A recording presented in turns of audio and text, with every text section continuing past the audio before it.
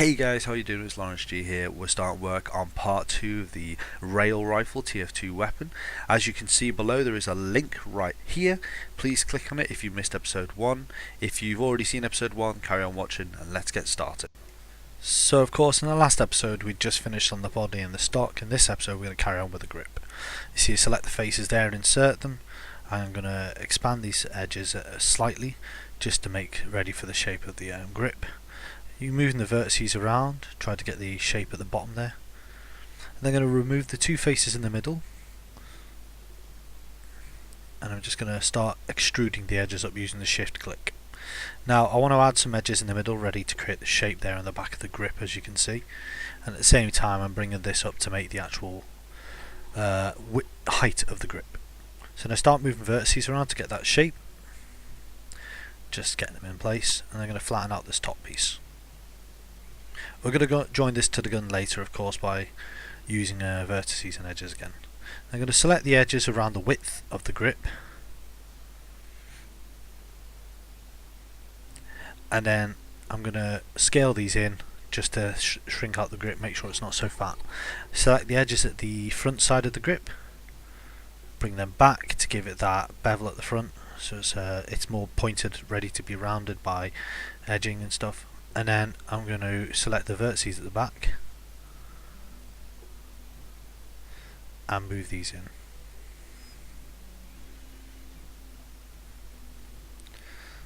Just going to flatten out the top again, pull that up.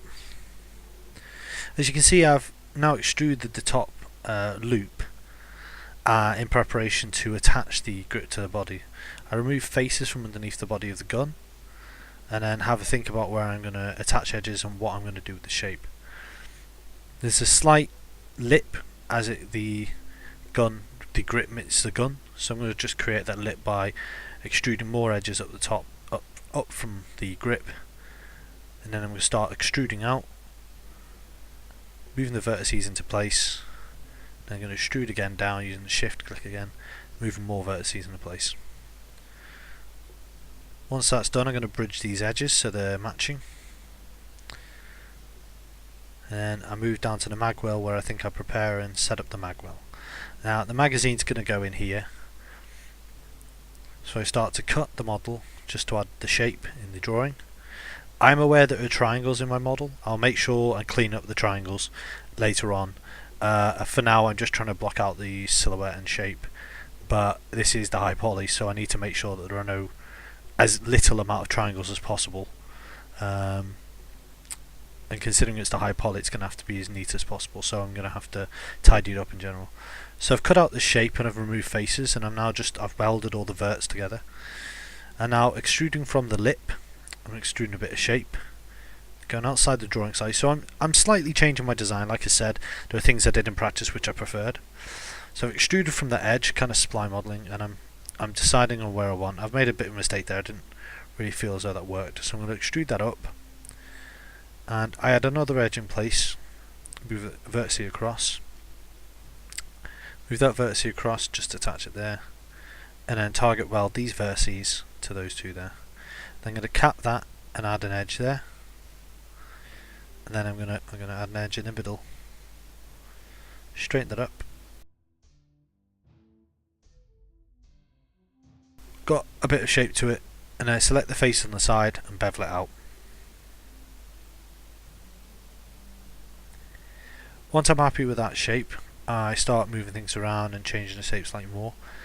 I decide to bring the vertices down underneath to give this lip more of a slant, so it's not just a sharp angle again. Just get these nice and even as best I can. Okay, clean up the grip a bit more, straighten that edge out. Okay, I'm happy with that. So it feels like that nice lip underneath the pistol looks good, and I think the pistol grip looks quite neat, and I think the magwell starts to come along really well. What I'm going to do now is these panels on the side of the gun. These will be floating geometry on the high poly. They won't be welded into the actual model. These are just going to be floating on the side.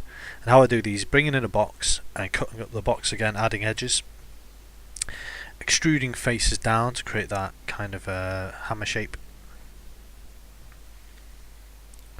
And then again, moving vertices around to match the sketches in places, ready to map it out.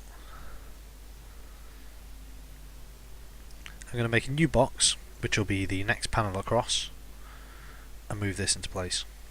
Again, something I did in the design of the practice that I think quite suited. I'm going to attach these two and start to level out all the edges so they match. Same here. Okay. Top row and the bottom row. Once I'm happy they're straight, move them around a bit more. And I decide to go back to the magwell as I see that I haven't actually cleaned up this area.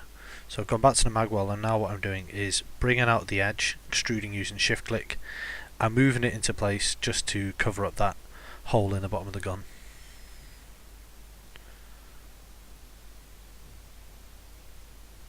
Straighten up these edges again, nice and straight. I think that I give a chamfer on the edge just to give it not such a sharp angle. Like I said, I'm trying to get rid of these sharp angles. So I'm going back to these panels where I've decided to move them out. I've moved one down its edge slightly. I bring them closer to the body so they're against the body. I decide to use the loop to extend the edges. However, notice there's a face on the back, so delete that. As you can see, if I use the if I expand using the scale tool, it doesn't expand neatly, so in the end I have to go in and manually actually change the shape of this. Once I'm happy with the kind of expansion I've done on the loop, I add a chamfer to the corners. I do the same with the smaller square. I've expanded that via the loop and then chamfered the corners to the same amount. Expanded it a bit more. I'm going to select the edge around the model and chamfer that edge neatly, just to give again a bit of roundness. Remove that triangle that's in there. So I've got these two neat little electrical panels, you could say, on the side of the gun, which I think look really cool, or look nice. Just select the edge along the bottom here, like I said, and I think I'm going to chamfer it. I feel as though the chamfer will just get rid of that sharp edge to the eye and neaten it out slightly. Notice when chamfering, of course, it's messed up this corner here, so I bring these vertices, I connect them with an edge and then I collapse them, and I think that looks quite neat. There is a triangle in there, but we'll get rid of that in a later video.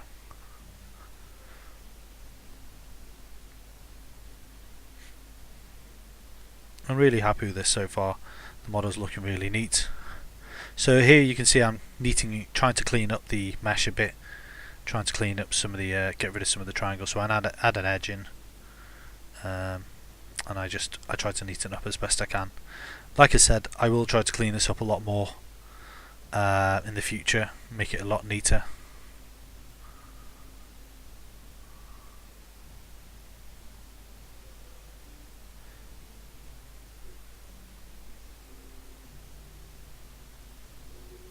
Okay, so now I'm happy with the actual shape. I'm just looking around, just making sure that there's no errors, no mistakes, and then I've symmetried it over and I have the final body and gun model pretty much looking really neat there, with the panels on both sides, cleaning up all the vertices and edges that don't match, and then trying to make it look neat. Here you see I'm trying to flatten the edge so it's flat, ready for the symmetry, and there you go. There's the gun nice and flat either side. All the vertices match and all the edges match. So now I'm going to go back to the stock where I made those two edges, and I'm going to bevel it in. Again, something I did on the practice which I thought looked quite neat. It's a little detail, it's not like a necessary detail, but I thought it added slightly to the stock. But again, there's a lot more that needs to be done to the high poly, a lot more detail, so there are little things I could throw in that could make it look even nicer. Might be some glowing lights in places. As you can see now, I've started work on the trigger. I delete one side of the body again because I don't need to work on both sides at the same time. I can work on one side and symmetry over. And I started pulling in the trigger. How I've done this is basically similar to other styles. Like I've done previously, I've brought in a whole new shape. This one is a cube, and I am basically adding edges, adding verts, and making the shape of the trigger, as you can see. A suggestion that was put to me was not to just let the trigger sit in the grip, because it can look very more like a toy gun. So what I actually do in a minute is, once I've got the shape of this trigger here, I decide to actually enclose the trigger inside the actual grip body.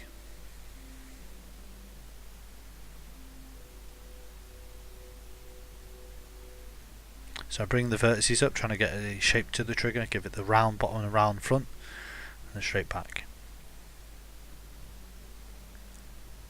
As you can see, I'm starting to move the grip around now, trying to move the edges on the front of the grip, preparing ready to open it up and prepare it to add the actual gap in which the trigger will sit. I decide to symmetry over the body because I think it'll be easier to create the gap for the trigger when the whole body's there instead of just one half. So I've noticed a bit of a mess, a bit of a non-straight edge, so I need to neaten that up slightly.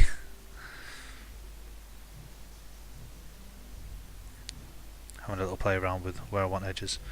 So I come back to the trigger and I'm going to select the faces, I think, or I'm going to that's it. I cut into the body and I decide actually what I'll do is I'll cut into the shape of the trigger into the actual body and work that way. This is what I like to do a lot. I like to cut into the body a lot and just add new edges and stuff. I think that the cut tool is actually really useful because it does give a lot to the work in the actual model. So I've added another vertex in there so I can bring that out, take off the edge constraint, move that out forward. There's two edges at the back there. So like I said, the trigger doesn't just go into the grip and vanish, it actually has a housing in which it sits, and you'll actually, instead of it just sliding into the grip into nothing, it actually sits somewhere. But of course this won't go all the way back and won't go to some mechanism in the gun, it will be covered up, but at least the trigger isn't just floating inside the gun. So you can see I've extruded the edges, I've extruded more faces, select the vertices and collapse them together. I'm now happy with the shape, it seems to match. I had a tiny bit of a chamfer, and I think I kind of decided no, actually forget that, because it won't be seen, it's not exactly necessary. But I'll clean that up later. Now that I'm happy with the trigger, I select the vertices of the trigger and the body and flatten it all out to give a flat edge, symmetry it over, and once again we have the other half of the gun put together. However, I'm not happy with the size of the trigger, I think it's a bit too fat, so I thin it out, and I feel as though I need to pull it up a bit so it's hidden away a bit more. I think I'm happy with the trigger and the body, it's looking really well. I think so far it's looking quite nice. There is a lot of cleanup I need to do on the mesh. As you can see, I look around the mesh and have a look for vertices and edges that I think need to be cleaned up. But in later videos you'll see that I do decide to clean up the model. I mean, so far, as I said, I'm trying to block out the model and decide get the silhouette correct.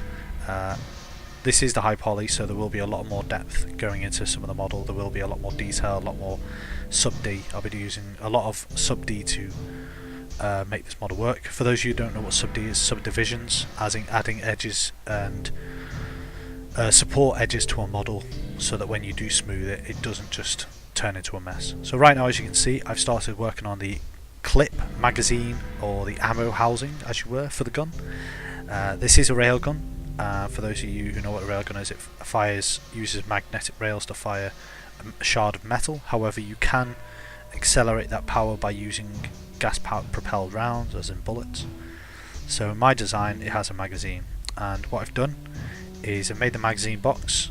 I've used just a box, added some edges, created some lines at the bottom, extruded the faces around the bottom, and now I'm just moving edges around to give it some shape. And of course most magazines have some sort of indentation in them, and I don't want my magazines just to be flat, so I decided to add some more edges in preparation to add the indentations into the actual faces of the mag. Once again, I delete one side of the magazine because I'm going to symmetry it over. This is me preparing to add the bevels into the actual magazine parts. I've got some reference images that I've been using of some magazines for guns. References for this are the G3 machine gun. So I'm flattening out these edges, There was a bevel on the bottom, so I'll bring that back like that, so it's not so flat again. I just wanted to make sure it was neat. I neatened up these edges a bit, select the faces again, bevel them in again, and this time I'm happier with the way they look instead of the slanted edges at the bottom. Oh, there we go. That's quite neat. I think that looks quite nice. Change up the grey. So yeah, there we go. I think we'll finish there, and then next video we'll move on to more of the components on the barrel and stuff. So thank you. Yeah.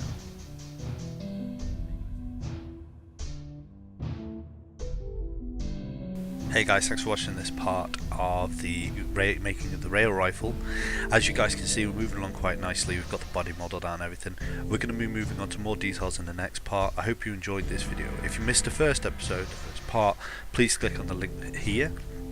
If you haven't subscribed, please subscribe. Check me out on Twitter, and also please check out my blog that's in the description below. Thanks for watching, guys. See you soon.